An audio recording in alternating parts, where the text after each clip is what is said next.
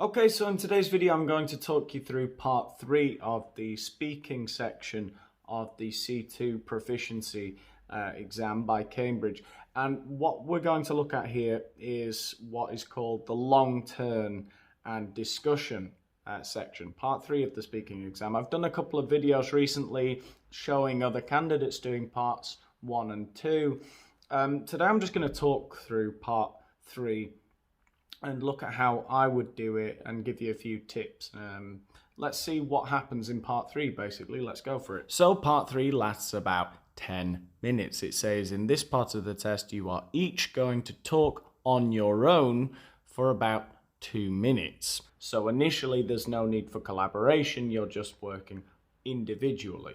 You need to listen while your partner is speaking because you will be asked to comment afterwards. So even though you're not actually directly collaborating in this first part of part 3, you do have to pay attention. You have to be looking at the card that the other candidate is talking about if it's not your turn, because they're going to ask you a question about it afterwards. So you should be listening to what they are saying to maybe make a comment about what they have said, or just trying to form your own ideas and your own opinions about the task. So this is what they say. They say, candidate A, whatever your name is, I'm going to give you a card with a question written on it, and I'd like you to tell us what you think. There are also some ideas on the card for you to use if you like. So then they hand you a card that might look something like this. Is it better to work for a company or for yourself?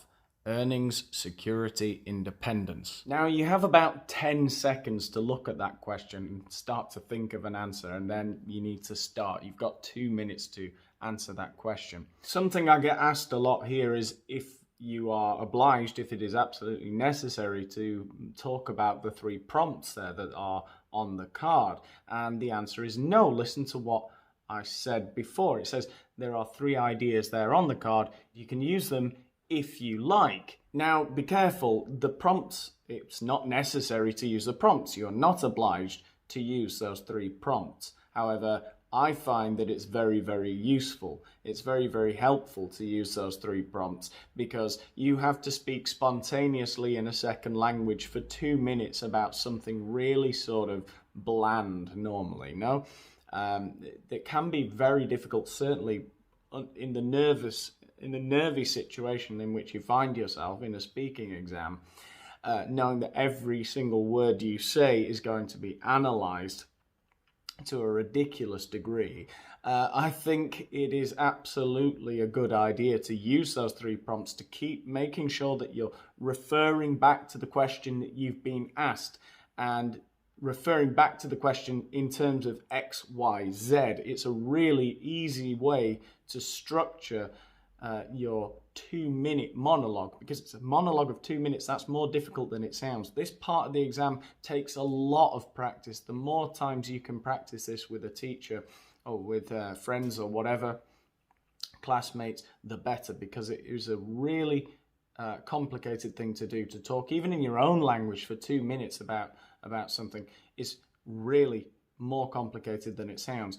So I'm going to have a go at it. Let's see how I do, and then I think I'm going to show you another candidate doing this part of the exam as well, so that we can criticise them, which will be fun. I'll go first. Okay, so remember you have about 10 seconds to look at the card. Let's remind ourselves, is it better to work for a company or for yourself? I am going to structure my monologue around those 3 prompts in terms of earnings, security, and independence. I'll leave the card on the screen here so that you can be thinking like candidate B would be thinking about what I'm saying and any possible question that's going to come at you when I finish speaking, when I finish my part, because they ask you a question next. But I'll also answer that part as well, or I'll try to. Anyway, here goes. Okay, so is it better to work for a company or for yourself? Well, I'm going to take a look at the prompts and then try and give my own idea. In terms of earnings, I don't think that really comes into it, because I think you can work for yourself and you can have a really successful business and things can go really well And so yeah, there are lots of successful entrepreneurs, obviously. So you can earn a lot of money working for yourself, but how many businesses, how many startups fail in the first year? I think it's like 50% of them or something. I'm not sure what the statistic is, but lots of companies fail within the first year or 2 years. Which kind of brings us on to security. What's better? I mean, probably security. It's going to be better to work for a company, particularly now. There's a tendency to, if you can work hard in a company for a couple of years, you'll probably get a permanent contract, and that's going to give you more security in terms of if you were to lose your job at any point, you'd be made redundant, you'd be entitled to benefits and things like that. Independence. I guess obviously in terms of independence, the tendency is to believe that you're more independent working for yourself. I suppose that's true to a degree, but I think even if you have your own company, you're dependent on your clients, you're dependent on market forces, you're dependent on the demand that there is, you're dependent on your colleagues, you're dependent on your employees. So I don't think you're necessarily more independent. What's better? I guess it comes down to personality. Conscientious people who just like working hard, get their head down, they can get promoted through a company and they enjoy that. Entrepreneurial, more artistic, more creative types, they're going to want to have their own thing. They're going to want to have their own business and do things in a more sort of individual way. So I don't think there's a clear answer here. I don't know which is better, to be honest. So I think you saw how difficult that was for me, probably, in my own language. But I think I went a little bit over the 2 minutes, but I think I did really well, actually. So now a question for the other candidate. What type of company would you like to work for? That's a really good question because I think I'm quite a sort of entrepreneurial type. I like to sort of have a lot of control over what I'm doing, and I don't respond very well to authority. So I don't think I could work in any company. No, I don't know. I think I'd need to work in a company that gives me a lot of freedom and a lot of ability to be relatively creative and have control over what I'm doing, whatever company that may be. So that's how you would give your response now, sort of a 30-second answer to that question related to what the other candidate has just spoken about. Let's have a look at two C2 candidates having a go at this part of the exam, the first part of part 3 of the speaking exam. Let's go. Now, in this part of the test, you're each going to talk on your own for about 2 minutes. You need to listen while your partner is speaking because you'll be asked to comment afterwards. So, Micah, I'm going to give you a card with a question written on it, and I'd like you to tell us what you think. There are also some ideas on the card for you to use if you like. All right? Yeah. Here is your card. Please let Dan see your card. Remember, Micah, you have about 2 minutes to talk before we join in. Okay. How important is it to have lifelong friends? Well, friends in general are, of course, very important. And I myself have a few friends I've known since I was very young. One in particular, and she is the type of friend I would tell my deepest secrets to. I think she knows everything about me. Well, we used to go to summer camp from the age of 9, I guess, until 16. We always went together, so we shared a lot of good experience. So it would appear to me here that Micah is falling into a very common trap of not answering the specific question. Here it asks us, how important is it to have lifelong friends? It's a general question. It's not asking her to describe her lifelong friend in terms of those 3 prompts. But also when something bad would happen in either her or my life, we are there for each other and share those experiences. She moved to a different part of my country, but we still speak very often, and we keep in touch either by email or phone or chat. And I think it's very important to have these kinds of friends. It's what makes life fun, and they really support you through difficult times. So it would seem as though Micah has realised what she is doing and she is now trying to answer the question, but she has already lost quite a lot of time speaking specifically about real events in her life, referring to her friend. Of course, you have your family also. If I speak for myself, my family are also a very big support. But it's not the same as friends. You choose your friends. So in that way, it's different. And if I look at friends, they really mean a lot to me.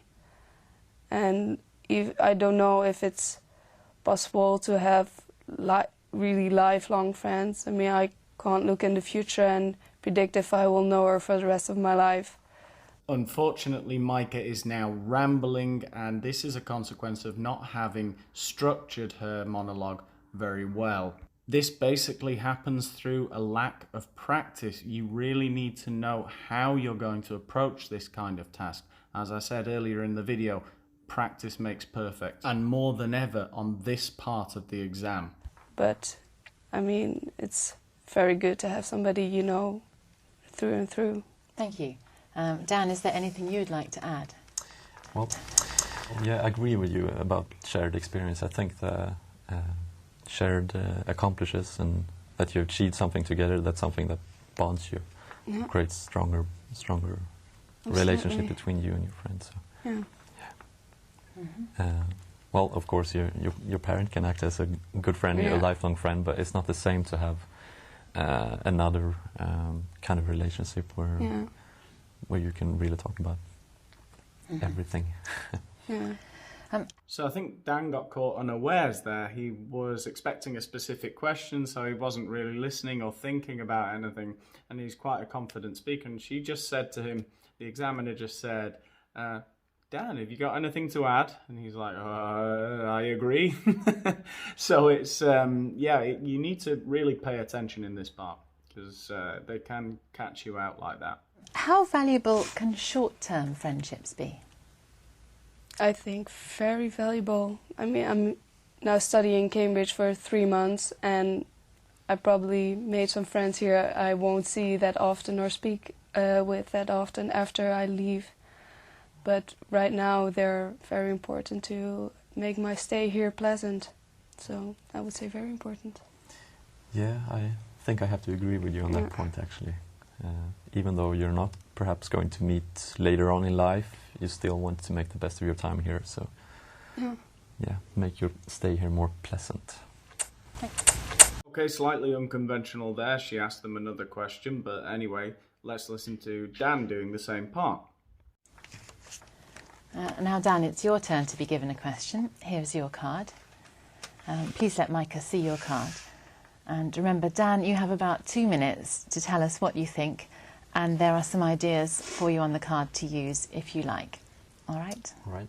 Okay, this isn't even funny now. How possible is it for friends to be business partners? Of course, this is a possible opportunity to start a company together. You know each other, you share the same goals, hopefully, and you know exactly where the other person is and how he or she is going to react in different kind of situations. Will, of course, result in a more, hopefully, stable company, a relationship between you and your business partner. Even though this might perhaps lead to some arguing about different points. Both can be very stubborn, and could be some disputes regarding money issues and the budget. But I think it's quite possible, actually, even though. So as I said earlier, this part takes a lot of practice. You need to know how you're going to structure your monologue. Dan is a really good, confident speaker, but he's already lost less than a minute into his monologue. He doesn't know where to go with it. You have a tendency perhaps to feel some competition between your business partners. It's a way to start something together, and as we talked about before, it's a shared experience that you can look back to and, well, hopefully be proud over what you achieved in life. He is now not even answering the question of how possible is it for friends to be business partners. He's talking about life experiences and feeling proud of what you've achieved. He's gone. He's completely lost the plot. Yeah, and even though perhaps it could be a harsh journey to the end goal and your final destination, but you will always be there for each other, and that connects with the first part, actually, with being familiarity with each other and each other's personality. This is fine. I don't know what you're looking at. It's all under control. And goals. Thank you. Michael, what do you think? I agree that it is possible. For me, it has both negative and positive aspects. You know each other's strong points and each other's weak points, and you might know how you best cooperate and how to work together so that you can, like, if somebody is lacking a certain point, the other can step in and take over there. And as friends, you probably know where those points are, and it's more easy to step in at the right time. Thank you. Yeah, so it's kind of falling apart for both of them now in this part of the exam. This is what I was talking about at the beginning of the video. You really, really, really need to practice this part. I'm going to have a look at the final part of part 3 tomorrow, I think, if I've got time. Well, over the next couple of days, at some point I'll be making a video about the final part where they just give you general questions related to what you've been talking about in the first part of part 3. So I'll do that for me, for the question I answered earlier in the video, and I'll take a look at Micah and Dan as well and see how well they do, see if they can sort of redeem themselves in some way. Yeah, I think we're finished for today. Got a hair in my eye. We're done. Bye.